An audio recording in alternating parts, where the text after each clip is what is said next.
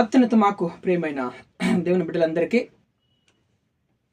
ఈ ఉదయకాల సమయంలో మన ప్రభు అయిన యేసుక్రీస్తు శ్రేష్టమైన నామములో మీ అందరికి కూడా శుభములు తెలియజేస్తున్నామండి. బాగున్నారు కదా మీరంతా? మన ప్రభు ఇంటికాల సమయం అంతా కూడా మనల్ని కాచి కాపాడి ఈ దినమును మనకు బహుమానంగా ఇచ్చినాడు కాబట్టి ఆయన పరిశుద్ధ నామానికి మహిమ కలుగును గాక. హల్లెలూయా. ఈ ఉదయకాల సమయంలో మన వాగ్దానం కోసం ఎదురు చూస్తున్నాం కదా. ఈరోజు మొదటి సమూయేలు గ్రంథము 19వ అధ్యాయంలో 5వ వచనం. మొదటి సమూయేలు గ్రంథము 19వ అధ్యాయము 5వ వచనం. అతడు ప్రాణమునకు తెగించి ఆ ఫిలిష్తీయుని చంపగా యెహోవా ఇశ్రాయేలుకందరికి గొప్ప రక్షణ కలుగజేశాను, అది నీవే చూసి సంతోషించుతూ కదా.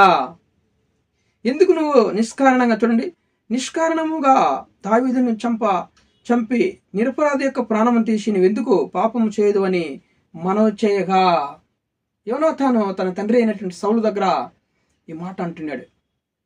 దావీదుని నిరపరాధిని చంపి నువ్వు ఎందుకు పాపం మూట కట్టుకుంటావయ్యా? అతను గొప్ప రక్షణ కలుగజేసినాడు కదా ఇశ్రాయేలు ప్రజలందరికీ.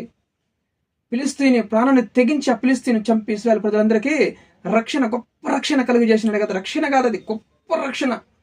ఈరోజు మనం కలిగినది ఎలాంటి రక్షణ చెప్పండి? గొప్ప రక్షణ ఈరోజు మనము కలిగి ఉన్నాం. దేవుని నామానికి మహిమ కలుగును గాక.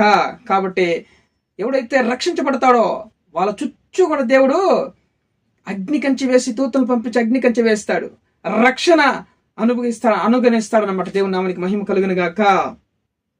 అంతేకాకుండా డేవిడ్ లివింగ్స్టన్ అనేటువంటి గొప్ప సేవకుడు ఆసియా ఖండానికి వెళ్ళినాడు అనమాట. ఆసియా ఖండంలో వెళ్ళి అక్కడ సువార్త ప్రకటించాలని. ఆసియా ఖండంలో ఎవరుంటారంటే అందరూ కూడా నరమాత్రులు అంటండి. ప్రజలను చంపేసి వాళ్ళ మాంసం తినేటువంటి నరమాత్రులు భయంకరంగా ఉంటారంట జనాలు, అక్కడ మనుషులు.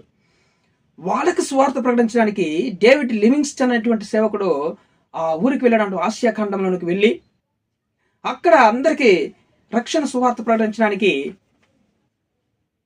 వెళ్ళాడనమాట. వెళ్ళిన తర్వాత మొట్టమొదటిసారిగా ఆయన మోకరించి ఆయన ఉన్నటువంటి గదిలో ప్రార్థన చేశాడు.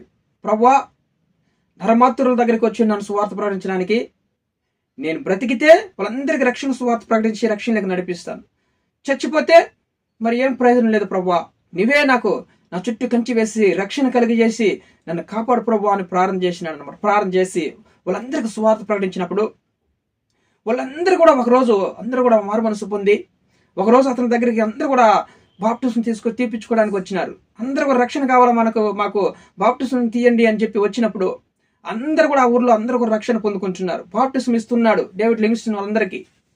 ఆ ఊరు అధిపతి, చూడండి, ఆ ఊరు అధిపతి అతడు బాప్టిజం పొందే ముందు నేను ఒక సాక్ష్యం చెప్తానయ్యా అన్నాడంట. సరే చెప్పమన్నాడు. ఏంటంటే, మేము ఈ ఊర్లో ఎంత పెద్ద మరి ఎవరైనా వచ్చినా కానీ ఎంతో మంది సేవకుల్ని ఇక్కడ అడుగు పెట్టి చంపేసేవాళ్ళమి. ఎవరు కూడా ఇక్కడ సేవ చేయలేకపోయినారు, సువార్త ప్రకటించలేకపోయినారు, దేవుని మాటలు మాకు చెప్పలేకపోయినారు.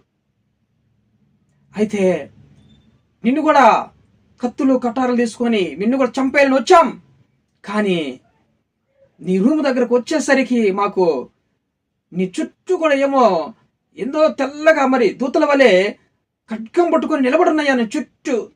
లోపలికి రావడానికి మాకు అవకాశం లేకుండా మాకు భయంకరమైన భయం కలిగింది, మా గుండెలు దడెత్తుకుని పుట్టిందయ్యా. మరి ఈ సాక్ష్యం నేను చెబుతున్నానన్నప్పుడు నాకు కూడా తెలియదండి ఏం జరిగిందో.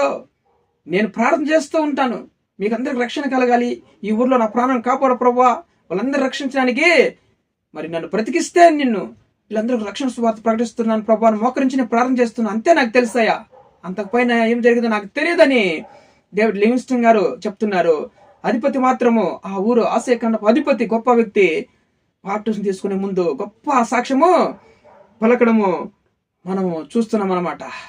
చూడండి, ఈరోజు అతని చుట్టూ కూడా ఏమైందంట, రక్షణని కంచి వేయబడింది, దూతలని కంచి వేయబడింది. పరలోకం నుంచి గొప్ప దూతలు ఖడ్గం పట్టుకొని అక్కడంతా తన చుట్టూ అగ్ని మండుతున్నట్లుగా వాళ్ళ కళ్ళకు అగుపడింది అనమాట.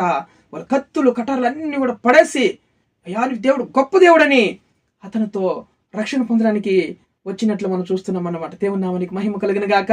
ఈరోజు గొప్ప రక్షణ, ఎంత రక్షణ మనం తీసుకున్నది, మనం కలిగి ఉన్న రక్షణ ఎంత గొప్పది తెలిసినా దానికి విలువ తెలిస్తే ఈరోజు మనం ఎప్పుడు కూడా దేవుని విడిచిపెట్టి పోమండి. దేవునికి దగ్గరగా ఉంటాం. ఆయన మాటకు లోపడతాం. ఆయన ఇచ్చిన రక్షణ ఎప్పుడు కూడా మనము కాపాడుకుంటూ ఉంటాం. దేవుడు పరిశుద్ధుడు కదా, ఆయన కూడా ఆయన పరిశుద్ధ దూతను పంపించి మన చుట్టూ రక్షణ కంచె వేస్తాడనమాట.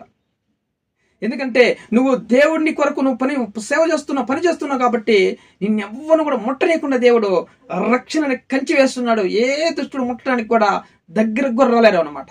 దేవుని నామానికి మహిమ కలిగిన గాక. అగ్ని కంచి వేసేసాడు ఆయన. ఖడ్గాలు పట్టుకుని నిలబడిన దూతలు. హల్లెలూయా. ఈ రోజు రక్షణ పొందిన నీ కుటుంబంలో, నా కుటుంబంలో, ఉద్యోగంలో, వ్యాపారంలో కూడా సమస్యలు ఉన్నాయా? ఈరోజు నీ మీదకి ఎవరైనా లేస్తున్నారా? అనవసరంగా ఏ గొడవ లేకుండానే ఊరికి నీ మీద నిన్ను కొట్టాలని, సమస్యలు ఇరికించాలని, చంపాలని చూస్తున్నారా? అయితే నువ్వు ప్రార్థన చేస్తే చాలు ఆయన దూతలు వచ్చి నీ చుట్టూ కంచి వేస్తాయి. ఖడ్గం పట్టుకుని నిలబడతాయి దేవుని యొక్క దూతలు. దేవుని నామానికి మహిమ కలిగిన గాక. ఈ యొక్క గొప్ప అనుభవం, ఈ గొప్ప మాటలు నువ్వు తెలుసుకున్నట్లయితే ఈరోజు నువ్వు రక్షణ కలిగిన వ్యక్తివి. నీ చుట్టూ అగ్ని కంచి వేసి ఉంటాడు దేవుడు. యోబు గృహం చుట్టూ కూడా అగ్ని కంచి వేసాడు కదా దేవుడు. ఎవరు దాని లోపలికి రాలేకపోయినారు దుష్టుడు.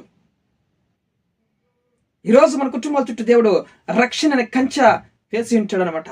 ఈరోజు ఆయన దూతలు ఎప్పుడు కూడా మనల్ని కాపలా కాస్తూ ఉంటాయి. ఇశ్రాయేలుని కాపాడు దేవుడు. కొనుకుడు నిద్రపోవడానికి సెలవు వస్తున్నాయి దేవుని లేఖనాలు కదా.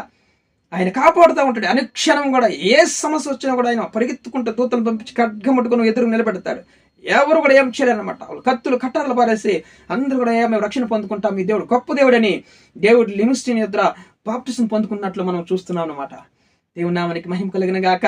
అదే దావీదును సౌలు చంపాలని అనేక మార్లు ప్రయత్నించాడు. కానీ దావీదు చుట్టూ కూడా అగ్ని కంచి వేయబడింది. సౌలు ముట్టలేకపోయినాడు. అయినా దావీదు, ఇది నీ స్వరమేనా? నీకు చంపడానికి అవకాశం వచ్చినా కూడా నేను చేసిన అపకారానికి ఉపకారం చేసావు కదా నాయన అని దావీదుతో అతను పలకడం మనం చూస్తున్నాం అనమాట. హల్లెలూయా. ఎవరు కూడా దావీదుని చంపలేకపోయారు. ఎందుకంటే దావీదు చుట్టూ అగ్ని కంచి వేయబడింది. ఆయన దూతలు ఖడ్గం పట్టుకొని ఉంటాయి. ఎప్పుడు ఎక్కడికి వెళ్ళినా కూడా ఆయన విజయం సాధిస్తున్నాడు. ఎందుకంటే దేవుడు అతనికి తోడై ఉన్నాడు. ఆ రక్షణ ఖడ్గం అతనికి ఉంది. రక్షణ స్థిరస్థానం అతను పొందుకొని ఉన్నాడు అనమాట. దావీదు అన్ని విధాలుగా జయం పొందుకున్నాడు. నలుదిక్కుల శత్రువులను హతం చేసినాడు. దేవుడు అతనికి తోడుగా ఉండి ఆ గొప్ప ఫిలిస్తీని మనం చంపినట్లు, ఇశ్రాయేలు ప్రజలందరికీ గొప్ప రక్షణ కలిగజేసినట్లు మనం చూస్తున్నాం. దేవుని నామానికి మహిమ కలిగిన గాక. దేవుని బుడల చుట్టూ మనం పొందుకున్న రక్షణ ఈరోజు నువ్వు తెలుసుకుంటే ఆ రక్షణ ఎప్పుడు కూడా పాడు చేయవు. నువ్వు పరిశుద్ధతను పాడు చేయకోవు. దేవుని నామానికి మహిమ కలిగిన గాక. కాబట్టి ఈరోజు భయపడకు. నీ గృహం చుట్టూ, నీ చుట్టూ, పనిలో, ఉద్యోగంలో, వ్యాపారంలో, స్కూల్లో, కాలేజీలో మన బిడ్డల చుట్టూ కూడా ఈరోజు రక్షణ పొందుకున్న వారి చుట్టూ కూడా ఆయన రక్షణ కంచి ఏ దుష్టుడు కూడా లోపలికి రాలేడు, ముట్టలేడు. మనల్ని దేవుడు కాపాడుతూ ఉంటాడు. ప్రతి క్షణం కూడా ఆయన దూతల ఖడ్గంతో, ఒక్క దూత వచ్చిందంటే 185,000 అర్థం చేసే దూతలు ఉన్నాయి ఆయన దగ్గర. ఖడ్గాలు పట్టుకుని నిలబడితే మన చుట్టూ కూడా ఎవరొక్క చెము కూడా లోపలికి రానికుండా దేవుడు మనల్ని కాచి కాపాడుతాడు. అంత గొప్ప రక్షణ మనం ఈరోజు కలిగి ఉన్నాం. ఆ రక్షణ కాపాడుకుంటావా, పాడు చేసుకుంటావా? పరిశుద్ధతను కాపాడుకుంటావా, పాడు చేసుకుంటావా? అది నువ్వే డిసైడ్ చేసుకోవాలి. ఈరోజు దేవుని నామానికి మహిమ కలిగిన గాక. మరి వీడియో చూస్తున్న మీరందరూ కూడా సబ్స్క్రైబ్ చేయండి, దయచేసి లైక్ చేయండి, తెలుగు షేర్ చేయండి. ఈ కుటుంబాల చుట్టూ దేవుడు అగ్ని కంచి వేసి కాపాడును గాక. ఆమేన్. ప్రార్థన చేసుకుందాం. ప్రేమ కలిగిన మా ప్రియ పరలోకపు తండ్రి, ఈరోజు నాయన గొప్ప రక్షణనే అనుభవం మాకు ఇచ్చినందుకు వందనాలు.